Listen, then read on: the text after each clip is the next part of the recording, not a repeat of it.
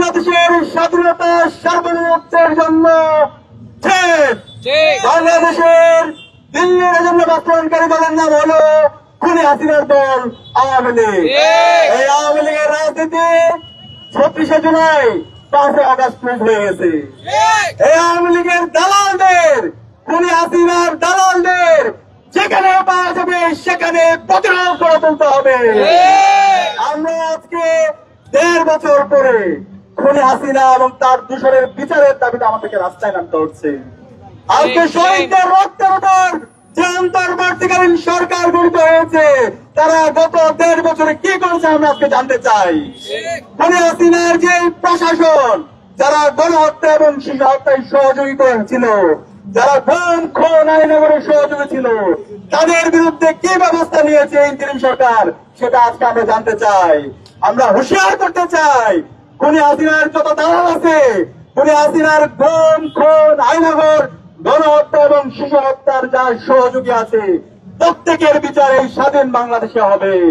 তাদেরকে যেখানে পাওয়া যাবে, বাংলাদেশের মুক্তিকামী ছাত্র জনতা, সকল রাজনৈতিক দল, ছাত্র সংগঠনকে আমি অনুরোধ করবো, খুনি হাসিনার দোষরদের যেখানে পাওয়া যাবে সেখানে প্রতিরোধ করে তুলতে হবে।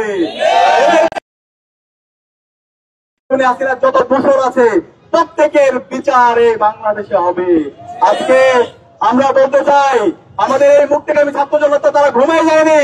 জুলাইয়ে যে প্রজন্ম তৈরি হয়েছে তারা ঘুমিয়ে যায়নি, প্রতিরোধ করার জন্য তারা প্রস্তুত আছে। খুনি হাসিনা এবং তার দূষণদের যারা দায় মুক্তি দেওয়ার চেষ্টা করছেন, যে রাজনৈতিক দল হোক, ছাত্র সংগঠন হোক, ইঞ্জিনিয়ারের মধ্যে যারা ঘাটতি মেরে যারা প্রতিবাদের দোষর হিসেবে কাজ করছেন, তাদেরকে হুঁশিয়ার করতে চান, আপনারা সাবধান হয়ে যান, আপনারা সাবধান হয়ে যান। আপনারা যদি খুনি হাসিনাকে দায় মুক্তি দেওয়ার চেষ্টা করেন, বিচারের নামে আপনারা হাইকোর্ট দেখান, আপনাদের প্রত্যেককে আমরা দেখে নিব।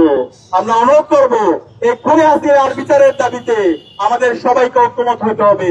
বাংলাদেশে আজকে আমরা দেখতে পাচ্ছি রাজনৈতিক দলগুলোর মতো অনৈক্য, ছাত্র সংগঠনগুলোর মতো অনৈক্য।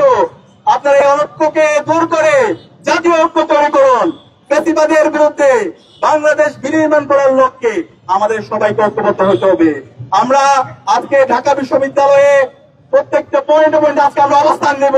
আমরা দেখতে চাই খুনি হাসিনার দূষণরা যারা গুপ্ত অবস্থা আছে তারা কোথায়, তাদেরকে যেখানে পাওয়া যাবে সেখানে দমন করা হবে। এই সাথে আগামীকাল বাংলাদেশের সকল মুক্তিকামী ছাত্র জনতাকে আমরা অনুরোধ করবো, আপনারা প্রত্যেকটা পথে প্রান্তরে অবস্থান দিবেন। যেখানে খুনি হাসিনার দূষণদেরকে পাবেন তাদেরকে ধরে থানায় দিবেন, তাদেরকে দৃষ্টান্তমূলক বিচার আওতায় নিয়ে আসবেন।